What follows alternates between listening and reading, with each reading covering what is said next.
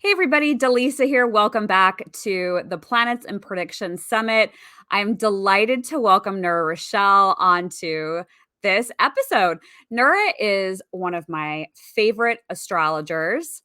I love all the astrologers in our summit, but Nura and I have done a lot of collaborations together. We actually have really interesting synchronicities with our own natal astrological charts, which is always fun to talk about.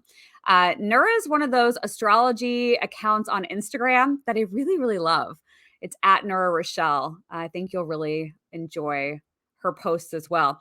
So I'm looking forward to chatting with Nura today about, what 2022 is entailing this last quarter, this last piece of this year, and then what 2023 is bringing. We're going to have a really interesting conversation about Venus and what is Venus involved with and how can we work with her energy. So I'm looking forward to this. Let's go ahead and get started.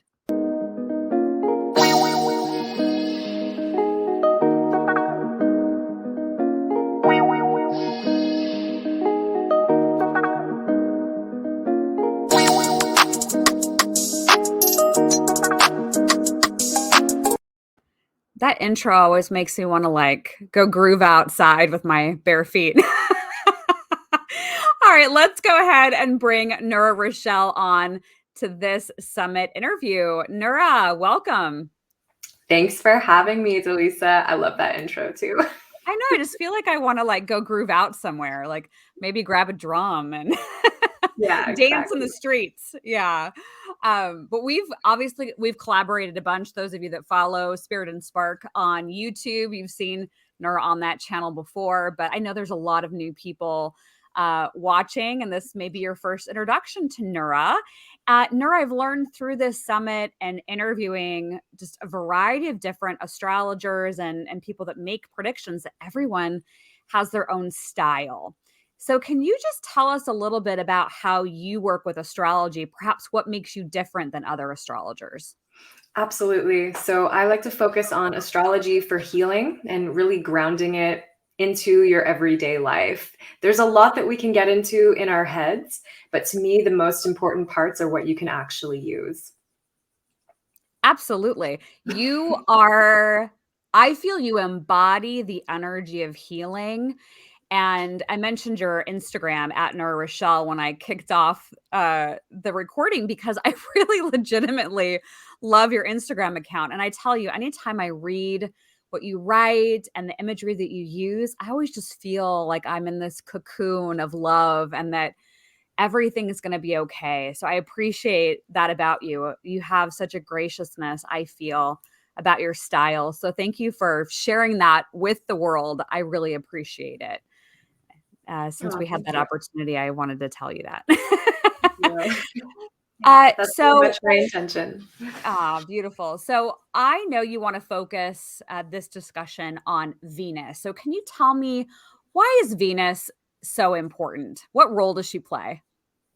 So Venus is our collective and individual emergence of the divine feminine. And she has her hands in everything: love, money, creativity. So we can't really talk about evolution. We can't really talk about predictions without involving Venus, in my opinion. Yeah, Venus is in everyone's birth chart. I know that there are a lot of people watching this that they're new to astrology. They may be enthusiasts, but they don't know the language. They don't really even know how to read their own chart. But then we have some people watching that know exactly what you're talking about and where to find their Venus and all that. But everyone has a Venus in their chart. And I know you and I have spoken before, and you've mentioned Venus Starpoint. And then there's also Venus Meta Goddess. I didn't even know what these things were before you and I spoke. So, can you describe what Venus and the star point is and what Venus Metagotta? What do you mean by that? Yes. So every 19 months, we have a new Venus metagoddess, which is basically when Sun and Venus form a conjunction. And that metagoddess, in whatever sign that it occurs in, so right now we're working still with the Capricorn metagoddess, she kind of becomes like the leader of what's going on in our creative healing journey, both collectively and individually. And so that's what I mean when I say meta goddess. And then the star point is essentially the same thing. It's another way from a slightly different astrological methodology way of talking about it. Okay, so are they both similar? Like, do astrologers use those terms interchangeably between the meta goddess and the Venus Starpoint? It depends which branch of astrology you're coming from. So the evolutionary astrology, as this is a term coined by Ariel Gutman in the evolutionary astrology paradigm, and she wrote a book on the Venus star point, and so she's talking about these Sun Venus conjunctions in that way. And then there's another branch of astrology called the shamanic astrology school of thought, and then Kaylin Castell is somebody who I've learned a lot from, and she refers to it as the meta goddess. And I really like that because it makes it really personal, and you can really connect with the archetypes as though they're a person. So right now, for example, with our current Venus meta goddess being Capricorn, I'm thinking wise elder, grandmother energy, role model, mentorship, all of these kinds of things. Okay. I like that. I like thinking of the Venus meta goddess as a being that you can work with and set intentions with and see how that energy is showing up so that you can make some decisions about your own life. So, as I've understood it thus far, that there's the Venus meta goddess energy. Right now, it's in Capricorn. It's going to be shifting, which I'm going to ask you about in a moment. So we can look at this Venus meta goddess energy in Capricorn and work with the energy in regards to how money, maybe success. So describe the key components of Venus again. Like when we hear Venus and the Venus meta goddess energy, what are the major components that Venus ties into with our life again? Love, money, and we can even extrapolate a little bit here, like our value systems as well as our attraction language. So I'm sure you've connected with the law of attraction. I really think that's learning about Venus. And we've heard about, okay, it's not necessarily just about wanting something, but you have to become the frequency of it in order for it to manifest in your life, right? So if you're looking for love, you have to be the love that you are trying to attract. If you are looking for prosperity, you have to have prosperity mindset. These kinds of practices and tools and pathways, I think it's the realm of Venus. Okay. So I also just heard this little nugget of wisdom out of your mouth, which I want to confirm if I heard this correctly, that the more perhaps that we align and work with the energy of the Venus meta goddess, then we too can become closer to the energy of embodying what we desire and coming closer into that energy of manifestation. Is that right?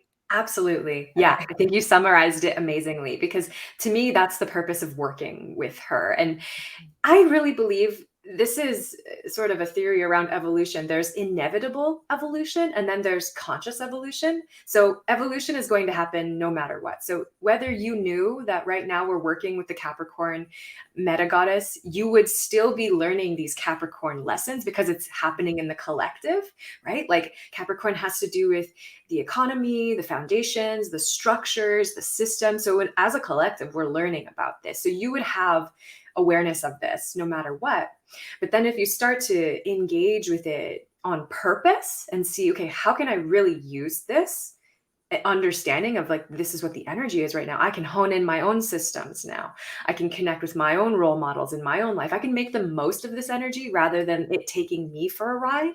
I can flow with it. And then it becomes not just inevitable evolution, it becomes conscious evolution. It's like flipping the light switch on and being aware of the energy you're working with.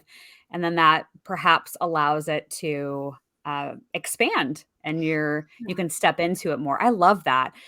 You've mentioned to me that the Venus meta goddess energy, which is in Capricorn right now, is actually going to shift into Leo in 2023. Mhm. So tell us about that. What does that mean? I mean, obviously, Capricorn is one energy, Leo is another energy. What do you think is coming with that shift from, and I think you said it's in August 2023. Yeah. So what do we what can we expect? Because to me, Capricorn and Leo feel very different. So tell us a bit Yeah. more about that. Well, the beautiful thing is there's always a sequence. So right now we're working with a sequence of 5 metagoddesses or 5 star points, you can say, and they keep repeating. So every 8 years we come back to Capricorn and then into Leo, and then following the pattern in that way. So it goes Capricorn, Leo, Aries, Scorpio, Gemini. Those are the 5 points we're working with right now. And so the shift between Capricorn and Leo, we always make this shift. The last time we would have made this shift was when we had the Venus Starpoint or Meta Goddess in Capricorn, and it was from January 2014 through to August 2015. And then it shifted August 2015 to March 2017 in Leo. And so we can kind of think back in time what was happening around that time. But Capricorn is a lot of focus on systems. And then Leo is a lot of focus on sovereignty. And so where I think they overlap is around leadership. So the question of leadership. I think Capricorn more as a democratic leadership, and then Leo more as the kind of like the matriarch or the centralized leadership, like kings and queens. And so in a collective sense, we can kind of look back in time and look at what was going on in that shift from Capricorn to Leo. When we last had the Leo star point or Leo meta goddess, Donald Trump became president in the United States. That was a really big shift for a lot of people. It spurned a lot of energy around, protests and different energies of almost like riots, protests, almost against the king. It almost felt like this was like a central person. Like it was more about the person than the system with that Leo energy, if that makes sense. So we can kind of think about that. We're returning to that kind of energy right now. And so I think we get to get really clear on what's going on in our systems right now, because when we shift next year into working with the Leo meta goddess, I have a feeling there's going to be another star player that comes in. Could be a person. We could be putting a lot of attention and energy on like, okay, this is the one person that's going to make everything better or make all of the changes, etc. So it'll be really fascinating to witness. I agree. When does the shadow period begin, or when do you think we'll really start to feel that shift from Capricorn into Leo? Do you kind of have a sense of when people may start to notice that in 2023? If the energy into Leo is August, do you normally feel that like a couple months in advance, or what are your thoughts on that? I think we might start to feel it as soon as Venus enters Leo. And so that'll be, in the summer next year. So July, August, we might start to feel it. And I do notice it more of a quantum shift feeling rather than gradual. It's like we're here and then all of a sudden we're here. And it's really noticeable if you even look back at your own life. Like, so from June 3rd, 2020 to January 8th, 2022, we were working with the Gemini meta goddess, and that was all centered on information. If we think about the fake news, which has always been there, but it became really highlighted, really centralized. There was a lot of polarization. It almost seemed like it was on purpose in the media, right? Like people, you believe this over here, you believe this over here, and now you fight each other. Right? This is very Gemini, kind of like the divide and conquer energy. And you can think about this in terms of the collective. Usually the collective tends to show us the lowest common denominator of society. So of course, not everybody was having that experience. Some people actually found beautiful unification. Some people probably came together and despite their differences. So we could see that too in the higher essence of working with the Gemini meta goddess energy. But we can all agree that it was about information, misinformation. I know that myself on a spiritual level, and if you're in any connection with spirituality in any level, I'm sure you really felt this. Like 2020 into 2021 was a really big timeline shift. And even that word timeline has to do with Gemini. It's like you switch your reality based on how you're thinking. And so if you were choosing to put your energy and your creative attention and intention into Gemini pursuits, whether that's writing a book or blogging or doing some sort of information work, summits, podcasts, all these things are ruled by Gemini, you probably found some level of success if you were focusing on those things. Whereas now, since this past January, the emphasis has come onto Capricorn. So now what I've noticed, and this is true for myself as well, it's a little bit more underground. Like the big work has happened behind the scenes. It's been really crafting my systems, making sure that I've got templates, making sure I'm grounded, I have good routine, I'm showing up, I'm being consistent, I'm being dedicated. These are all Capricorn things. And so the way I like to work with it is just go with what the energy is saying is going to be beneficial. You'll be supported because you'll be going with the flow rather than going against the flow.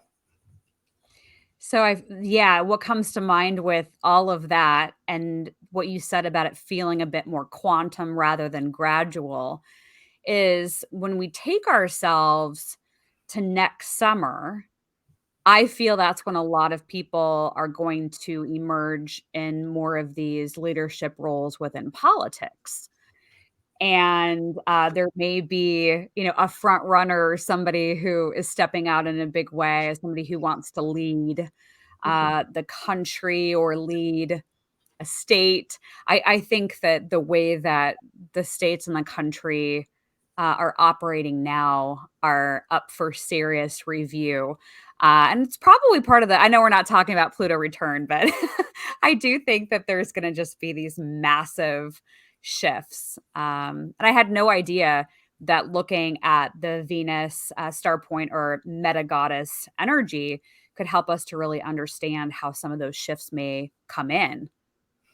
Yeah, and it brings to mind the energy of Venus as morning star or Venus as evening star. And cultures throughout history always looked to the Venus morning star as the arbiter of great change. And a lot of times that would be changing of regimes or war being on the horizon, because the Venus morning star, we tend to think of Venus all about love and soft, gentle, graceful energy, money, all these things that we think sound really good. But sometimes you have to go to war, or you have to confront, or you have to be a warrior for what it is that you want. So the first part of the cycle, so if we divide that 19-month cycle in half, the first part of it, the whole first half, is Venus morning star. So we're kind of in this warrior energy, like we're starting something new, we're initiating things. And then the second half of the cycle, which will be coming up too soon, it happens this October of 2022, will be coming into the second half of the cycle. Venus will be an evening star. And when we're in the evening star phase, we tend to be coming full circle. We tend to be more in the lover energy. And sometimes that's smoothing any of the wrinkles that got stirred up in the morning star part of the cycle.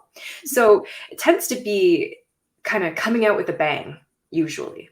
I think we typically see more of the big shifts and the big stirring the pot in the first half of the cycle, and then we're like fixing it or smoothing it over for the second half of the cycle. So we might feel a lot more clear on our systems but before next summer happens, but then there will be another change. And I do think it would have to do with leadership, like you said. But I also think if we kind of zoom out too, this is kind of pulling in some other pieces of the puzzle. Like you brought up the Pluto return, but we also have Pluto will be making a dip into Aquarius in 2023. We also have been working with Saturn in Aquarius. This is the opposite of Leo, and Aquarius is the people, the collective, the mass group of people. And so there will be this opposition, Leo. So I keep hearing the name Marie Antoinette. I'm like, some heads are going to roll. I don't know. I don't want to predict in any negative sense, but I think we're going to see a little bit of clashing of interests between the select few and the many with this Venus star point. And I think it might really come to a head during the time of the Venus meta goddess in Leo.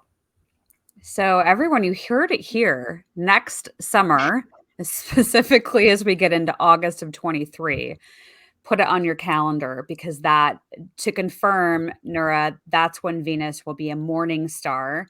And that's when the energy of the Venus meta goddess will be in Leo. And that is basically an agitated energy in the way that it shows up compared to other things that are happening in Yeah. astrology? Yeah, I think collectively, especially because we all know there can be a collective experience and then you can still be having your individual experience. So, not being afraid, I think these past couple of years have really shown us that it doesn't really serve us to be living in fear. So, that's what I keep coming back to in everything, faith over fear. Like all of these transits, this is just part of a divine unfolding, this natural, inevitable process of planets meeting. And we get to choose how we flow with them. And I do think a lot of the times, well, probably people in higher up powers are also using astrology. They kind of know these dates. There's no doubt in my mind that the top leaders of the world are using astrology. They absolutely are. But we can use it too. That's the difference between, revolutions of times past and now. Like we have the information now. We can be prepared. We can do what we need to do on our back ends to make sure that us and our families are safe and supported. So there's a lot of this. It feels a lot like changing of the guard energy we've been working with.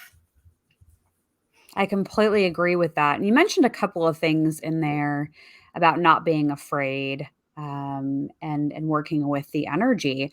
So to leave people better than how we found them, how would you move through this energy? I mean, we know by looking at astrology and by looking at signs and symbols and clairvoyant messages, people that channel, like we know that there are a few years at least of volatility ahead of us, and we're not going back to how things were. I think it's amazing, right? That we get a front row seat to this and we get to choose how we show up day in and day out and how we want to feel empowered rather than in a spiral of scarcity or fear. But seeing and knowing, what's coming forward energetically, even if we just have the high arching themes, what do you tell people, Nura? Like when they say, this is rough. Mhm. How do you encourage them to put one foot in front of the other and move through it with as much grace and humility and kindness as possible? Hmm. Yeah, it's a little bit of this too shall pass kind of thing. Like when you know it's not forever, somebody can tell you the sky is falling and that everything's going to end and it's going to be really bad. But then you're like, but that's just happening right now. And something is ending. But I think of it more as a paradigm is ending, a way of living is ending, a perspective is ending. But I really think if you really take it into your heart, and this is your own spiritual practice, but knowing that everything is happening for you and that it includes everybody, like everything is happening for everybody, not, nobody's exempt from this. And so that keeps me in faith, and you'll have to find what roots you. But I also think if you want to get really practical with the energies, using Capricorn as an example, Capricorn is an energy of frugality, being practical, being really mindful with your investments. This is not really a time to, buy that brand new leopard print couch, like focus on security, focus on your long-term investments and how they make sense for you. Really, practically measured, methodical, deliberate responses is the Capricorn strategy. And then when we make the shift next year into Leo, the highest strategy will be authenticity. So standing up for yourself and what you believe in and who you are as an individual, and also sovereignty. Because if we think of, okay, there's a sovereign king or queen over here, but you yourself as a being are also a sovereign being who gets to make all of your own choices. And to me, that is where the seat of power is. It totally takes us out of fear because we're not a victim of anything. Of course, yeah, there's some horrible things that have happened, but we always have a choice moving forward into the future. It's like Louise Hay says, the point of power is always in the present moment. So from this point forward, we get to choose. And we are constantly evolving. So even if you think about, what happened the last time we had the Venus meta goddess in Leo, which was essentially 2016 was like the high point of it, 2015 to 2017, roughly. How are you feeling at that time? Kind of go back in time. look at your own life stories. I talk about this a lot, recapitulation, like using the transits to recapitulate, like retell the story, like what was happening, especially in these changing news cycles. Like we're barely able to remember what happened last month because we're always thinking about like the micro details of what's going on every single day. But if you can kind of zoom out a little bit and look like what was going on almost 8 years ago, that blows my mind because my daughter is about 6 and she was born in 2016. So I was like, oh my gosh, next year she's going to be like 7 and then 8. How is this possible? But go back in time, look at how you met the energy last time. What were your lessons? What were your takeaways? What maybe do you wish you did differently? And you're probably going to be met with those similar energies again, but from a much higher space of consciousness. You're a different person now. So trust yourself, believe in yourself. I think that's how we all get through it. That is amazing because 2016 is when I moved back to Las Vegas and started my business as a psychic medium officially. So I quit my job. I quit a company that I had been running, started, and was managing. And I said, you know what? I'm going to give this a whirl. So my entire life changed. So, Mhm. uh, I love everything you've said about this, and it's so fascinating. I know that there are people listening going, "Well, I want to know where my, Venus Starpoint meta goddess data is." And the good news is Nura is giving you a free gift, and it is a video and a PDF guide where you can figure out where this energy is in your chart, which is really cool. Do you want to add anything about that free gift? Anything you want to say about it? Yes, for sure. So it's really easy. All you need to know is the day you're born, not even the time. So this gives, especially those if you're newer to astrology, you can approach this really easily. And you get to, once you find out your Venus star point or Venus meta in the PDF, then you go to watch your corresponding video. And then just to give some backstory, you can kind of layer like, oh, this is my Venus cycle. And then how does that relate to the current Venus cycle? If you are in any age, that's a multiple of 8. You will be going through a Venus cycle return. So 8, 16, 24, 32, 40, 48, and so on. So those are always really big years. So if you're in one of those years, you're in your cycle right now. You're coming to your own big creative evolution. So that's a really great way to use it. And you can also look back to any other returns that you've had or the future ones that might be coming. I appreciate you putting that together for people because I know after hearing everything we've talked about today, they're going to want to look that up. So make sure you grab Nura's free gift. You're also doing a premium offer, which is fantastic. You're offering a love language workshop, prosperity workshop, and a live recorded 30-minute one-on-one session with you that you'll record. And they get all 3 of those in a bundle for $111, which is an incredible deal. Is there anything you want to say about that offer? Well, you just get to come in with your Venus questions and you will walk away knowing everything there is to know about your Venus cycle, your creative healing journey. So I'm really excited about doing these readings. Absolutely. Nura is fantastic. I know I mentioned her Instagram. Nura Rachelle is the username on Instagram. Your website is nurarachelle.com. Is there anything else you want to say in closing or another place you want people to find you and connect with you at? Those are probably the best places. And I just wanted to share this tarot card that I pulled, which is Strength. And of course, the lion. So I think just really leaning into your heart. I think all of us, wherever we are on our journeys, we can all lean into our heart more. And that's really it. I think we can make things really complicated or we can make it simple, but the simplest solution is often the best solution. So Absolutely. If you feel like you're swimming upstream, turn around and float down. yep. No need to fight the current. No need to fight it. And Nura, with your reminder, we know now that we can embrace the energy in a conscious way and we can work with it more. And I think a lot of people after watching this are really going to want to connect with that Venus meta goddess energy, their star point. Look at it in your chart and make sure you take advantage of Nura's free gift and the premium offer bundle that she put together for you. Nura, I appreciate you being here today. Thanks for joining us.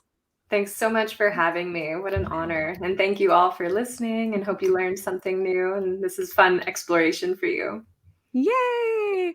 All right, we'll see Nura again soon. And everybody that tuned into this interview with Nura, thank you so much. I really hope that you'll take advantage of everything that we're offering during the Planets and Prediction Summit. It is really curated to help you move through these last few months of 2022 and truly embrace what is coming in 2023 so that you feel empowered, you feel like you can stand up for yourself, that you can use your voice, and you can be the highest, happiest expression of yourself, of your soul. So thank you everybody for tuning in, and let's go ahead and we'll play our exit jingle, and we'll see you at the next summit interview. See you soon.